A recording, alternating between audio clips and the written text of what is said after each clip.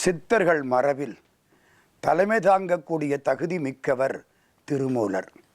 அவர் அட்டாங்க யோகம் என்று ஒன்றை பற்றி மிக சிறப்பாக பாடுகிறார். திருமூலர் 3047 பாடல்கள் பாடியிருப்பதாக நமக்கு கிடைத்திருக்கிறது. சில பாடல்கள் மீண்டும் மீண்டும் வந்திருக்கின்றன. அட்டாங்க யோகத்தை பற்றி சில செய்திகளை திருமூலர் பேசுகிறார். அட்டாங்க யோகம் என்பது இயமம், நியமம், ஆதனம், பிராணாயாமம், பிரத்யாகாரம், தாரணை, தியானம், சமாதி என்று 8 படிகளை கொண்டது. இயமம் என்பது தீது அகற்றல், தீமை செய்யாமல் இருப்பது. நியமம் என்பது நல்லதை செய்வது. 3வது ஆதனம் என்பது ஆசனத்தில் அமர்ந்து உடம்பை ஒழுங்குபடுத்துவதன் மூலம் மூச்சு காற்றை ஒழுங்குபடுத்த நினைத்து மூச்சு காற்றை ஒழுங்குபடுத்துவது. இந்த 4வது பிராணாயாமம்.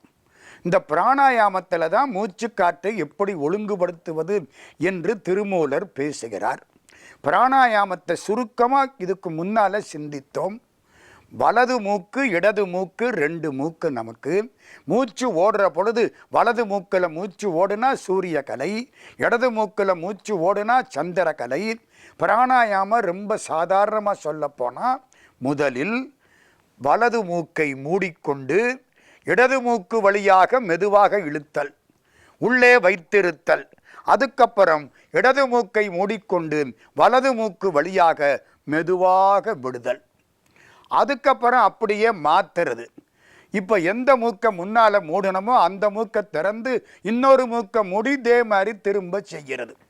முதலில் வலது மூக்கை மூடினால் இப்போ இடது மூக்கை மூடுறது. மூடி வலது மூக்கு வழியாக இழுத்து உள்ளே வைத்திருந்து இடது மூக்கு வழியாக வெளியில் விடுவது. சார், எவ்வளவு நேரம் இழுக்கணும், எவ்வளவு நேரம் உள்ள வச்சிருக்கணும், எவ்வளவு நேரம் வெளியில் விடணும், இதுதான் முக்கியம். திருமூலர் பேசுகிறார். ஏறுதல் பூரகம் ஈரெட்டு வாமத்தால். ஈரெட்டு 16. இந்த கையினால் சுண்டுறோம். இதுக்கு பேர் மாத்திரைன்னு பேர். நம்ம டாக்டர்கிட்ட வாங்கி சாப்பிட்ற மாத்திரை இல்லை. இந்த தலைவலிக்கு ஒரு மாத்திரை, தடுமனுக்கு ஒரு மாத்திரை, தப்பித்தவறி பயன்படுத்தினால் தர்மலோக யாத்திரைங்கிறமே அந்த மாத்திரை இல்லை. இந்த சுண்டு இதுக்கு பேர் மாத்திரை. என்ன செய்யணுமா? வலது மூக்கை மூடிட்டு இடது மூக்கு வழியா 16 சுண்டு உள்ளே இழுக்கணுமா. ஏறுதல் பூரகம்னா உள்ளே இழுக்கிறது, ஈரெட்டுன்னா 16, வாமம்னா இடது பக்கம். ஏறுதல் பூரகம் ஈரெட்டு வாமத்தால். சுருக்கமாக சொல்கிறேன். வலது மூக்கை மூடிட்டு இடது மூக்கு வழியா 16 சுண்டு இழுக்கணுமா. இழுத்து 2 மூக்கையும் மூடிக்கணுமா. மூடிக்கிட்டு 64 சுண்டு உள்ள வச்சிருக்கணுமா. 8 64 சுண்டு உள்ள வச்சிருக்கணும். அதுக்கப்புறம் இடது மூக்கை மூடிக்கிட்டு வலது மூக்கு வழியா மெதுவா 32 சுண்டுக்கு வெளியில் விடணுமா. எப்படி? 16, 64, 32. நான் கிட்டத்தட்ட 45-50 வருஷமாக திருமூலர் திருமந்திரத்தை படிச்சுக்கிட்டு இருக்கேன். ஒரு ஊரில் எனக்கு சொற்பொழிவு வந்தது. இதை பேசினேன். எனக்கு ஒரு சிந்தனை, நம்ம செஞ்சு பார்த்தா என்ன? பேசிகிட்டே போகாமல் செஞ்சு பார்க்கறது. 16 சுண்டு இழுக்கணும், 64 சுண்டு உள்ளே வைக்கணும், 32 சுண்டு வெளியில் விடணும். இவ்வளோதானே? பண்ணி பார்த்துருவோம். எர்ணாகுளம்னு ஒரு ஊர். அங்கே சொற்பொழிவு. ஒரு அறையில் உட்கார்ந்துருக்கேன். காலம்பர 4:30 மணிக்கு எந்திரிச்சிட்டேன். நல்ல நேரம், பிரம்ம முகூர்த்தம், அருமையான நேரம் அது. உட்கார்ந்தேன். பத்மாசனம் போட்டுட்டேன். இந்த மூக்கை மூடிட்டேன். இடது மூக்கு வழியாக 16 சுண்டு இழுத்து விட்டேன். பெரிய வெற்றி. 2 மூக்கையும் மூடினேன். 64 சுண்டு உள்ளே வச்சிருக்கணும். 10, 12, 15, 18 கண்ணு மொழி வெளியில் வருது. அடேங்கப்பா, 64 சுண்டு உள்ள கும்பகம் பண்ணி மூச்சு அடக்க முடியலை. 20 சுண்டு கூட முடியலை. விட்டுட்டேன். போனா போகுது, எப்படியும் போகட்டும், நம்மளால முடியாது. 64 சுண்டுன்னா உயிர் போயிரும் போல இருக்கு, கண்ணு வெளியில் வந்துடும். பேசாமல் விட்டுட்டேன். நம்ம சொல்லத்தான் லாயக்கு, செய்ய வேண்டாம், விட்டுட்டேன். மதுரைக்கு திரும்பி வந்தேன். பாலசுப்பிரமணிய முதலியார்னு என்னுடைய நண்பர், பெரிய சித்தர், வெளியே தெரியாது. சித்தர்கள் தங்களை வெளிக்காட்டிக் கொள்ள மாட்டார்கள். சித்தர்கள் தங்கள் வரலாற்றை மற்றவர்கள் சொல்வதற்கும் அனுமதிக்க மாட்டார்கள். அவர்கள் அருள் இல்லாவிட்டால் சித்தர்களை பற்றி பேசவே முடியாது. நினப்பில் வைத்துக் கொள்ளுங்கள். அவர்களை வணங்கி வழிபட்டு அவர்கள் அருள் பெற்றுத்தான் பேச முடியும்.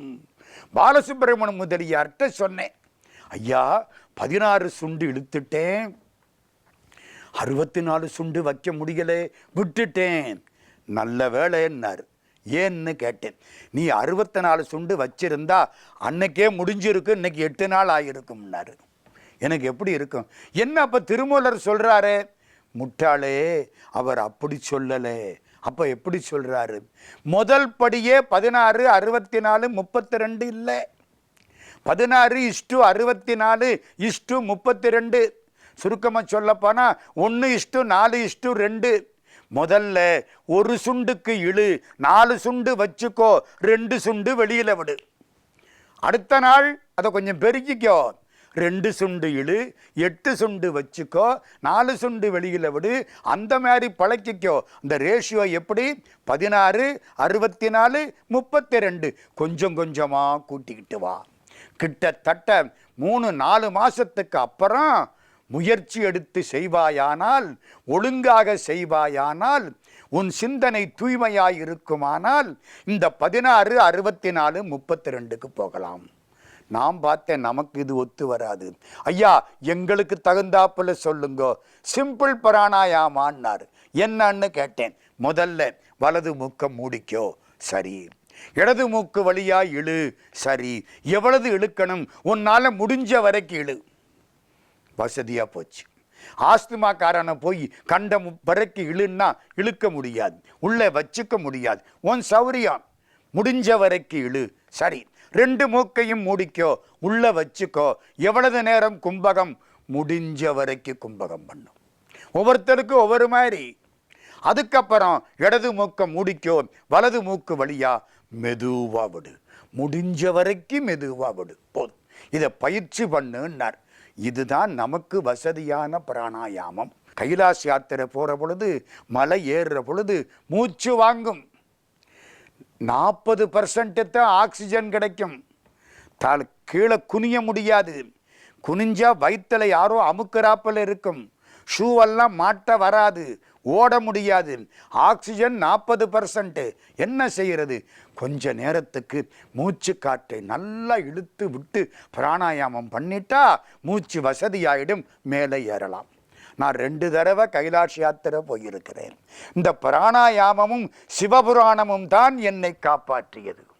மேலே ஏறுவதற்கு ஒரு பக்கம் நமசிவாய வாழ்க, நாதன் தாழ் வாழ்க, மாணிக்க வாசகசாமி எங்கூடவே வருவார். இன்னொரு பக்கம் இந்த பிராணாயாமம் நல்ல மூச்சு காற்றை இழுத்து விடு. சாதாரணமாகவே மூச்சு காற்றை அதிகம் இழுத்து விட்டால் ரொம்ப நாளைக்கு உயிரோடு இருக்கலாம். கிருபானந்த வாரியார் சுவாமிகிட்ட ஒரு நாள் பேசுகிற பொழுது, ஐயா இதை எப்படி சொல்லலாம்னு கேட்டேன். நான் எப்படி சொல்லுவேன் தெரியுமான்னார் சாமி. எப்படின்னு, உலகத்தில் யமதர்ம ராஜா நம்ம மூச்சை கணக்கு பார்த்துக்கிட்டு இருக்கானா. இத்தனை கோடியே, இத்தனை லட்சத்து, இத்தனை ஆயிரத்தி சொச்ச மூச்சில் இவன் உயிர் போகணும்னு. அத்தனை கோடி மூச்சையும் நான் விருட்டுன்னு விட்டுட்டேன்னா சீக்கிரமாக செத்து போயிடுவேன். நல்லா இழுத்து விட்டேன்னா அத்தனை கோடி மூச்சு வர்றதுக்கு ரொம்ப நாள் ஆகும். அதனால மூச்சை நல்லா இழுத்து விடு.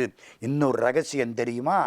கல்யாணமானதுக்கு அப்புறம் கணவனும் மனைவியும் மூச்சை நல்லா இழுத்து விட்டு பழகிட்டா பிறக்கிற குழந்தை 100 வருஷத்துக்கு இருக்குமா. தேவ ரகசியத்தை எல்லாம் திருமூலர் நமக்கு பேசுகிறார் பிராணாயாமத்தில். நம்ம இப்போ அட்டாங்க யோகத்துக்கிட்ட போகிறோம். இயமம், நியமம், ஆதனம், பிராணாயாமம். அடுத்தபடி பிரத்யாகாரம். பிரத்யாகாரம்னா புத்தி வெளியில் போகாமல் இழுக்கிறது. இந்த புத்தி இருக்கே, சாமி கும்பிடுற போது தான் வெளியில் சுத்தம். பூஜையில் உட்கார்ற பொழுது அதை தவிர மற்ற எல்லாத்தையும் நினைக்கும். கஷ்டம். இந்த மனசை அடக்கிறது ரொம்ப கஷ்டம். என்னமோர் பேய்க்குரங்கு மடைப்பயலே நீதான் மற்றவர் போல் என்னை நினைத்து மறுட்டாதே கண்டாய். வள்ளற் பெருமான் பேசுவார். இது அடக்கிறது ரொம்ப கஷ்டம். மனசை திருப்ப முடியாது. என்ன செய்யலாம்? ஒரு சிந்தனை வரக்கூடாதுன்னு நினைச்சா வேற ஒரு நல்ல சிந்தனை செய். இதான் பிரத்யாகாரம். கெட்ட சிந்தனை வரக்கூடாதுன்னு நினைச்சா நல்ல சிந்தனையின்பால் திருப்பு, மடைமாற்றம் செய். ஓடி வர்ற தண்ணீரை நிறுத்த முடியாது, மடைமாற்றம் பண்ணிவிடு. இதுக்கு பேரு பிரத்யாகாரம்.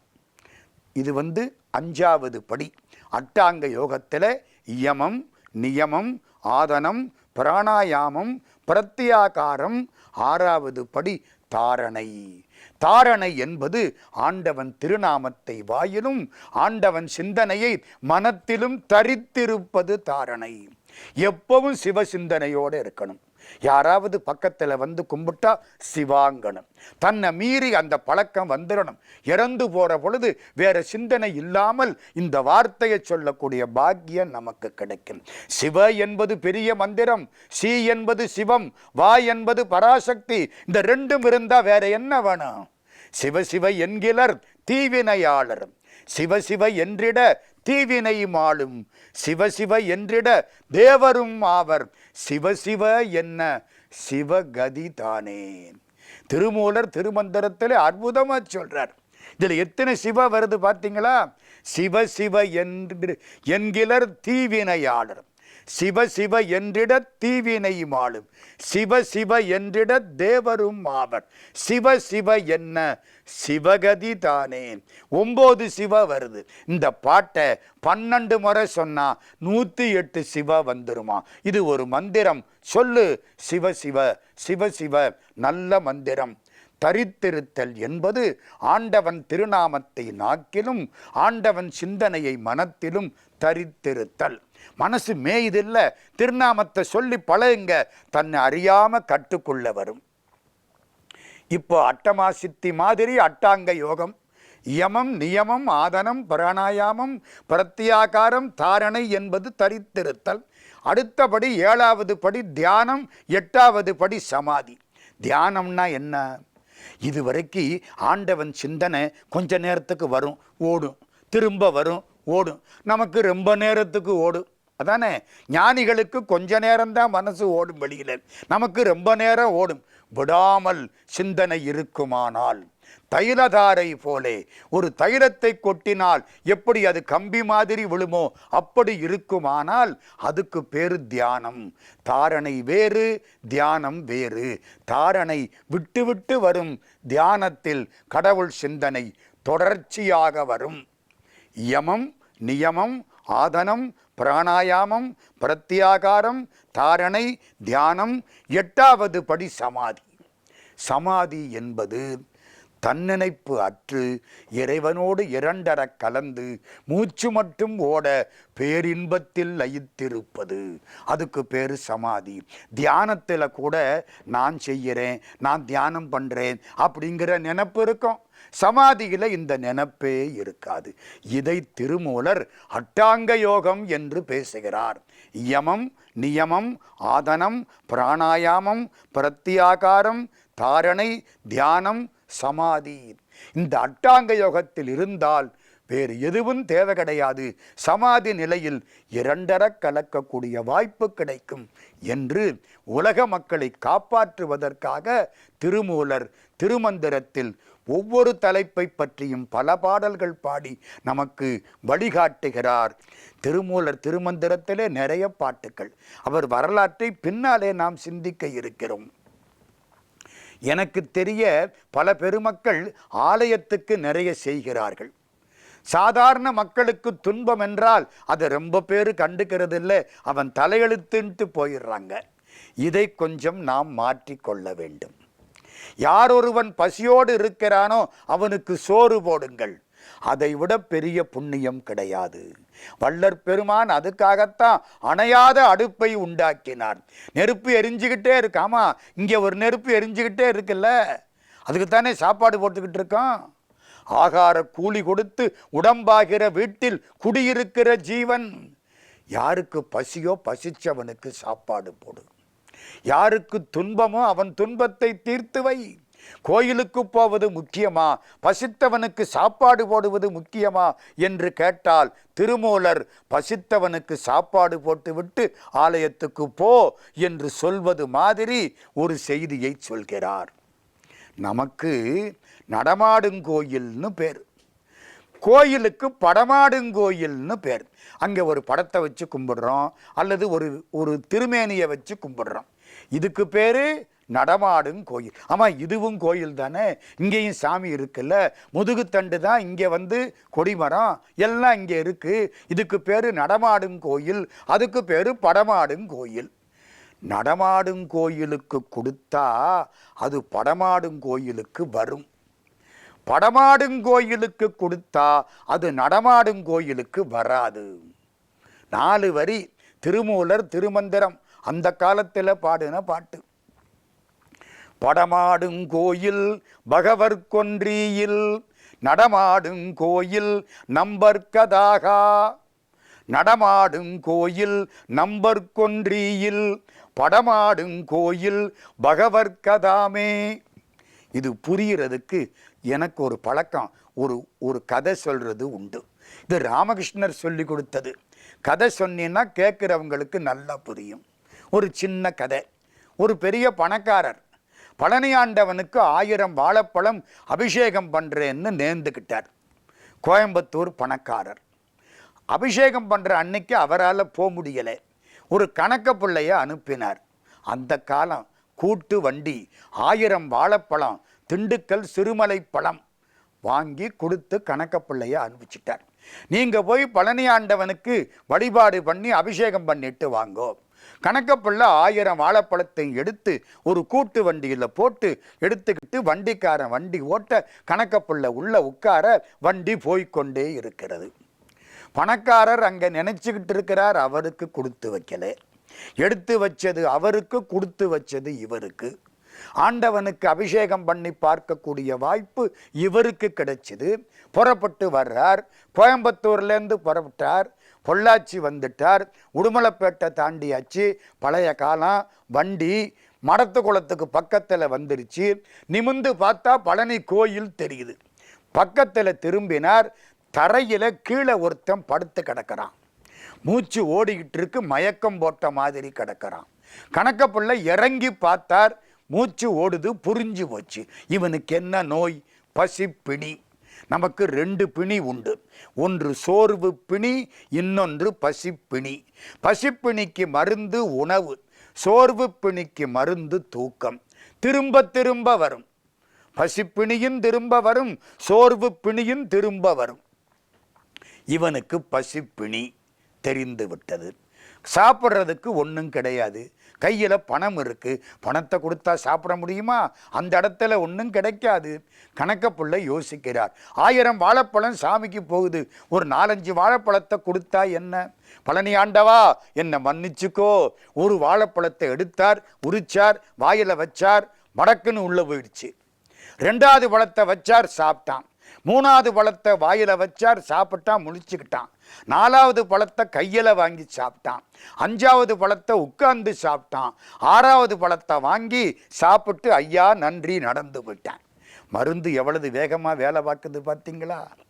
இதுதான் பசிப்பிணிக்கு மருந்து. 6 வாழைப்பழம் கொடுத்தாச்சு. கணக்கப்பிள்ளை பழனியில் போய் பாக்கி 994 வாழைப்பழத்தை அபிஷேகம் பண்ணிவிட்டார். ராத்திரி கோயம்புத்தூரில் பணக்காரர் நல்லா தூங்குறார். கனவுல பழனி ஆண்டவன் போய் நிற்கிறான். சாமி கனவுல வருவாரான்னு நினைக்காதீங்க, நம்ம நினைச்சு படுத்தா சத்தியமாக கனவுல வருவார். ராமலிங்க சாமி கேட்கிறார், பன்னேரும் ஒளியடியார் பரவி வாழ்த்தும் பாதமலர் அழகினை இப்பாவி பார்க்கில் கண்ணேறு படுமென்றோ கனவிலேனும் காட்டென்றால் காட்டுகிறாய் கருணை ஈதோ. நாம் பார்த்துட்டா திருஷ்டிப்படும், கண்ணேறுபடும், அப்படின்னா எனக்கு காட்ட மாட்டேங்கிற, கனவுலையாவது காட்டக்கூடாதா? பெரிய பணக்காரர் கோயம்புத்தூரில் தூங்குறார்.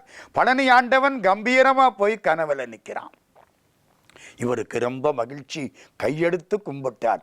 கண்டார்தம் வணங்கவரும் முண்டிதமாம் சிரத்தழகும் காண காண கொண்டாடத்தக்கதிரு நீற்றழகும் கண்டிகையின் கோலச்சீரும் பண்டாய நான்மறை கோவணச்சீரும் கொண்டு வடபழனி மேவும் தண்டாயுதப் பெருமான் சேவடிக்கே அகங்குலைந்து தழைத்து வாழ்வாம். கும்பிட்டார். பழனி ஆண்டவன் என்ன சொன்னான் தெரியுமா?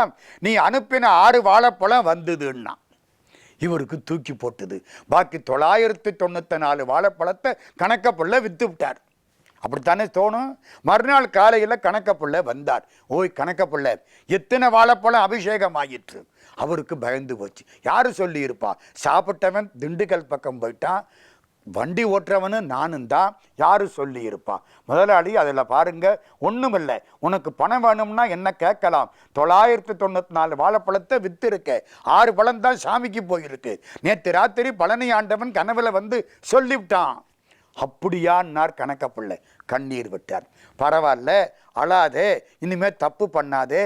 இல்லை முதலாளி, அது இல்லை, 994 வாழைப்பழம் அபிஷேகம் ஆயிற்று, அது வந்துச்சுன்னு சொல்ல மாட்டேங்கிறான். ஒரு ஏழைக்கு 6 வாழைப்பழம் சாப்பிட கொடுத்தேன், அது வந்துச்சுன்னு சொல்கிறான். ஏழைக்கு கொடுத்தா அவனுக்கு போகுது, அவனுக்கு கொடுத்தா ஏழைக்கு வரல. முதலாளி பார்த்தீங்களா? ஆமாம் ஐயா, பழைய காலத்தில் எங்கள் அப்பா ஒரு புத்தகம் வாங்கி வச்சிருக்கார், உள்ளே இருக்கு, எடுத்துக்கிட்டு வர்றேன். எடுத்துக்கிட்டு வந்தார், பிரிச்சார், படிச்சார். அந்த புத்தகம் திருமூலர் எழுதிய திருமந்திரம். படமாடும் கோயில் பகவர்கொன்றியில் நடமாடும் கோயில் நம்பர்கதாகா, நடமாடும் கோயில் நம்பர்கொன்றியில் படமாடும் கோயில் பகவர்கதாமே. இது திருமூலர் சொன்ன அற்புதமான ஒரு செய்தி. பசித்தவனுக்கு சாப்பாடு போடு, இறைவனுடைய திருவடி உனக்கு உடனே கிடைக்கும். எல்லோருக்கும் நல்லவனாயிரு, சோறு போடு. ஜீவானந்த அழகா சொல்லுவார், ஆத்துல நின்று அரகரான்னாலும் சோத்தில் இருக்கிறான் சொக்கலிங்கம். எல்லாருக்கும் சாப்பாடு போடு, எல்லா உயிரும் இன்புற்று வாழ்க என்று வாழ்ந்தவர்கள் சித்தர்கள். திருமூலர் அதிலே தலையாய சித்தர்.